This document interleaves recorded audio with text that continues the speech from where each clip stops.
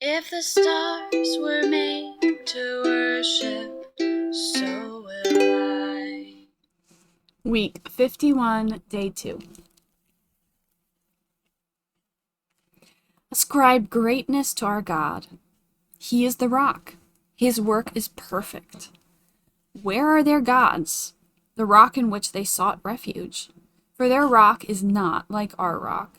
Deuteronomy 32, 3-4, and 31. There are two songs of Moses in the Old Testament. The first right after the parting of the Red Sea and before the Amasa incident, and the second 40 years later, right at the end of Moses' tenure as leader of Israel. In the first, Exodus 15, there is no mention of a rock of any sort. The second song, Deuteronomy 32, is just full of rock references, including the rock, mentioned 5 times. Why? Why was Moses so fascinated with rocks? What we must see in that is that the rock of Massa was a type of Jesus. Striking the rock was his crucifixion. The water gushing forth, his salvation.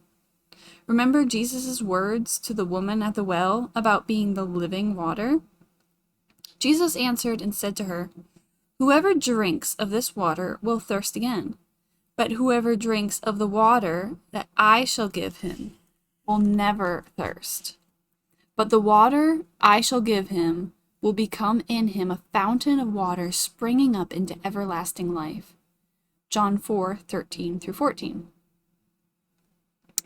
But there's more, so much more. It involves another rock, this one 40 years later, at the end of the wandering time.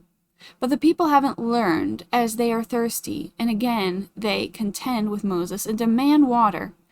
He goes to the tabernacle to seek direction from the Lord. Then the Lord spoke to Moses, saying, "Take the rod, gather the congregation together, speak to the rock before their eyes, and it will yield its water." So Moses took the rod from the Lord, as he commanded. And Moses and Aaron gathered the assembly together before the rock, and he said to them, "Hear now, you rebels. Must we bring water for you out of this rock?" Then Moses lifted his hand and struck the rock twice with his rod, and water came out abundantly. Numbers 20, 6-11. Wow, this is full of meaningful stuff. This scripture is all about not trusting in what God has already done for us through his Son on the cross, but putting him to the test again after he accomplished all for us. First of all, there are 2 rods involved. Did you catch that?